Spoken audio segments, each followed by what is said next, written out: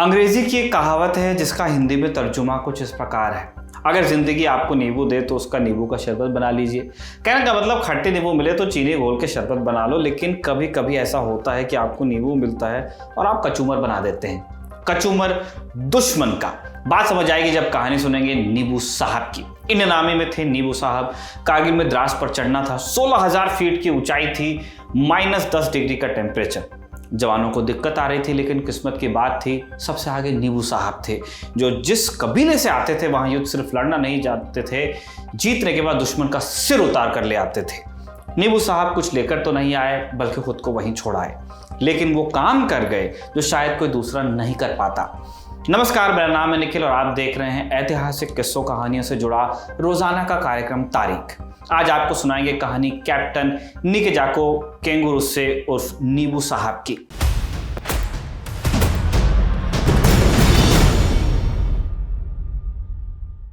शुरुआत से पहले एक डिस्क्लेमर। अपनी तरफ से पूरी कोशिश के बावजूद यदि स्थान और लोगों के नाम बोलने में हमसे उच्चारण में कुछ दोष रह जाए तो उसके लिए हम माफी चाहते हैं। अब आगे बढ़ते हैं। भारत के पूर्वोत्तर में बसा है नागालैंड। यहाँ की राजधानी कोहिमा से 22 किलोमीटर दूर उत्तर में एक गांव है, नाम है निरहिमा। निरहिमा का हिंदी में मतलब होता है योद्धाओं का घर। पहले इस गांव का नाम पेरहिमा हुआ करता था। पेरहिमा का मतलब उन लोगों का घर जो हमेशा युद्ध में रहते हैं। इस गांव में रहता था नागा जनजाति का एक कबीला जो जाना जाता था हेड हंटिंग के लिए। हेड हंटिंग यानी दुश्मन जब भी लड़ाई उससे होती, ये लोग दुश्मन को मारकर उसका सिर उतार कर ले आते। 19वीं शताब्दी के अंत में जब पहली बार अंग्रेज इस इलाके में पहुंचे, वो भी इस क्रूर तरीके को देखकर घबरा गए। इसी गांव में साल 1974 में 15 जुलाई के रोज पैदाइश हुई निकेजाको केंगुरुसे की।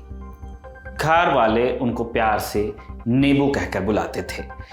नींबू ने सेंट जेवियर में पढ़ाई की और फिर कोहिमा साइंस कॉलेज से ग्रेजुएशन पूरा किया। साल 1994 में नींबू कोहिमा गवर्नमेंट हाई स्कूल में टीचर के तौर पर पढ़ाने लगे। इसी दौरान सीडीएस उन्होंने पास किया और जून 1997 में उन्हें इंडियन मिलिट्री एकेडमी देहरादून से बुलावा आ गया।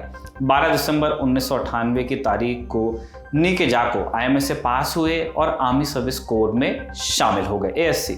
उन्होंने 2 राजपूताना राइफल्स ज्वाइन की। उत्तर भारत के उनके साथी उनका नाम बोलने में दिक्कत महसूस करते थे। जब पता चला कि उनका एक निकनेम है नींबू, सब उन्हें नींबू कहकर बुलाने लगे। दोस्त नींबू कहते थे तो उनके जूनियर नींबू साहब बोलते थे। आर्मी में कमीशन होने के बाद महज 4 महीने हुए थे जब नींबू साहब को बैटलफील्ड से बुलावा आया। कारगिल की लड़ाई शुरू हो चुकी थी। हिंदुस्तान टाइम्स के पत्रकार राहुल कर्माकर से बात करते हुए कैप्टन निकेजाको के पिता बताते हैं, नींबू जब अकेडमी में ट्रेनिंग कर रहा था, यहाँ निरहिमा में हालात तनावजनक थे, लेकिन जब 1998 में सीज फायर का ऐलान हुआ, नींबू ने बताया वो एक बार घर आना चाहता है, लेकिन ऐसा हो नहीं पाया। कारगिल की लड़ाई के दौरान कैप्टन निकेजाको को घातक प्लाटून का कमांडर बनाया गया। घातक प्लाटून यानी बटालियन के 20 फिट और जुझारू सैनिकों का एक दल। इन नामे में घातक प्लाटून को ये नाम पूर्व chief of army staff general Bipin Joshi ने दिया था।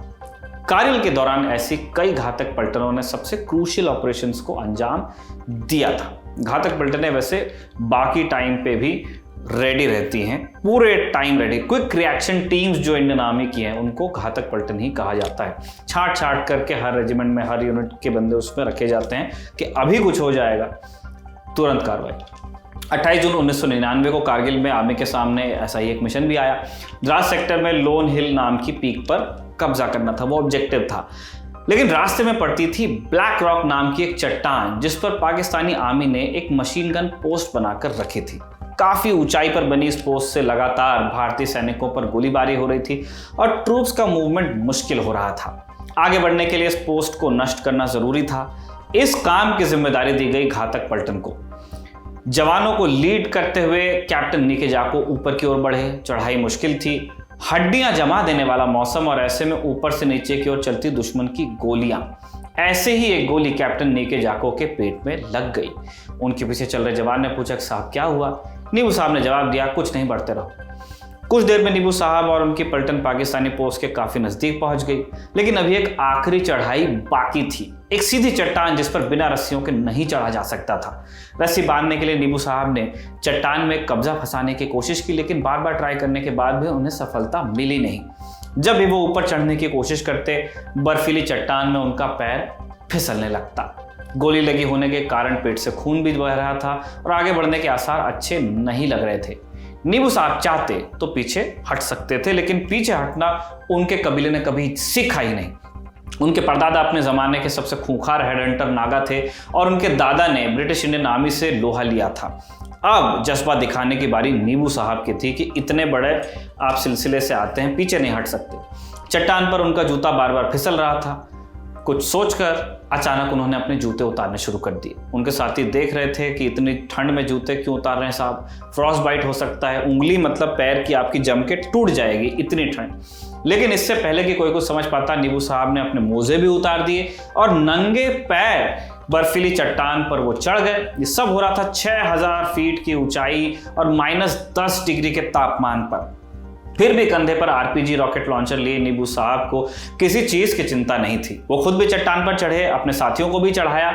ऊपर चढ़ने के बाद नीबू साहब ने रॉकेट लॉन्चर से फायर किया और एक के बाद एक 7 पाकिस्तानी बंकर्स को नष्ट किया। जवाब में दूसरी तरफ से भी गोलियों की बारिश हुई।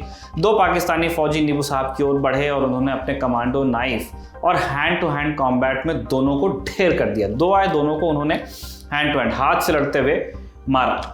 अपनी राइफल से उन्होंने 2 और पाकिस्तानी सैनिकों को निशाना बनाया, लेकिन इस दौरान खुद भी गोलियों से वो बच नहीं पाए। कुछ देर बाद नीबू साहब के साथियों ने पोस्ट को अपने कब्जे में ले लिया। जीत की खुशी में एक सिपाही ने देखा लेकिन कि नीबू साहब एक खाई में गिरे थे। जवानों की आंखों से आंसू गिरे और मुंह से आवाज निकली, यह आपकी जीत है नीबू साहब, यह आपकी जीत है। कैलेंडर की तारीखों से उम्र मापें तो महज 25 बरस के नीबू साहब वीरगति को प्राप्त हो चुके थे। अदम्य साहस का परिचय देने के लिए उन्हें महावीर चक्र से सम्मानित किया गया। कैप्टन निकी जाको के पिता बताते हैं कि नीबू ने हमारे मन में आर्मी की जो छवि थी हमेशा के लिए बदल दी। दरअसल आज़ादी के बाद नागालैंड एक लंबे अरसे तक विद्रोह की आग में झुलसता रहा। नीबू साहब का खुद का गांव 2 बार इस आग की भेंट चढ़ चुका था, इसलिए नागालैंड के कुछ हिस्सों में सुरक्षा बलों और सेना को कभी दोस्त की तरह नहीं देखा गया। लेकिन जब कैप्टन निकी जाको का पार्थिव शरीर नागालैंड पहुंचा तो पूरा नागा समाज उनके सम्मान में सिर झुकाए खड़ा था। उनकी अंतिम यात्रा में हजारों लोगों ने हिस्सा लिया जब उनके पार्थिव देह को उनके गाँव ले जाया गया। सड़क के मुहाने पर हजारों लोग भीगी आंखों से उन्हें अंतिम प्रणाम करने के लिए खड़े थे। कैप्टन निकी जाको किंग रुस्से उर्फ नीबू साहब को श्रद्धांजलि देते हुए आज का ये शानदार एपिसोड हम यहीं पर समाप्त करते हैं। इसे कमल ने आपके लिए लिखा और जतिन ने रिकॉर्ड किया। जय हिंद।